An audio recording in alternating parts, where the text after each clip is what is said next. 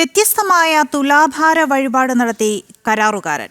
തൃശൂർ പാർലിക്കാട് സ്വദേശി സുരേഷാണ് മണലും മെറ്റലും കൊണ്ട് തുലാഭാരം നടത്തിയത്.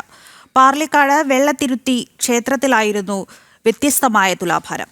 ക്ഷേത്രത്തിലേക്ക് പുതിയ തുലാഭാരത്തട്ടും സുരേഷ് സമർപ്പിച്ചു.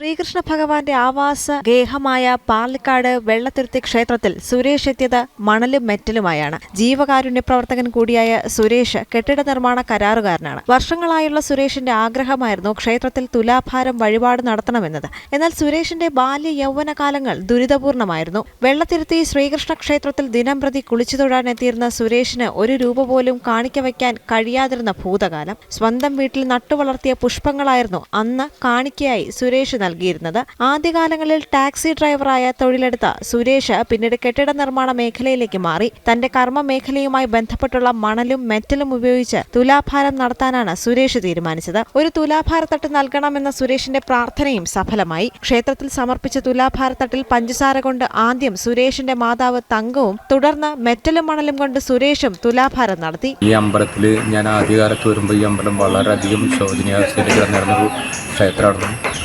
ഇതിൻ്റെ കാര്യം അങ്ങനെ തന്നെയായിരുന്നു. ഒരു രൂപ പോലും അമ്പലത്തിൻ്റെ പടിയുമ വയ്ക്കാൻ നിവൃത്തിയില്ലാത്ത ഒരാളായിരുന്നു. അപ്പോൾ അന്ന് തൊട്ട് തുടങ്ങിയതാണ് വീടിൻ്റെ മുറ്റത്ത് ഒരു പുഷ്പം ഒരു ചെടി നട്ടിട്ട് അതിലുള്ള പുഷ്പമാണ് ഞാൻ അമ്പലത്തിൽ കൊണ്ടുവന്ന് സമർപ്പിച്ചിരുന്നത്. പൈസയായിട്ടൊന്നും എനിക്ക് വയ്ക്കാൻ പറ്റിയിട്ടില്ല.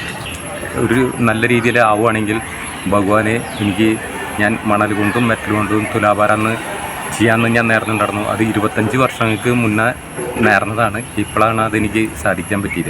നിരവധി ക്ഷേത്രങ്ങളിലെ പൂരക്കമ്മിറ്റി രക്ഷാധികാരിയായി പ്രവർത്തിച്ചു വരുന്ന സുരേഷ് നിരവധി വയോജനങ്ങൾക്ക് പെൻഷൻ നൽകിയും വർഷം തോറും വിദ്യാർത്ഥികൾക്കായി പഠനോപകരണങ്ങൾ വിതരണം ചെയ്തുമെല്ലാം ജീവകാരുണ്യ രംഗങ്ങളിലും സജീവ സാന്നിധ്യമാണ്.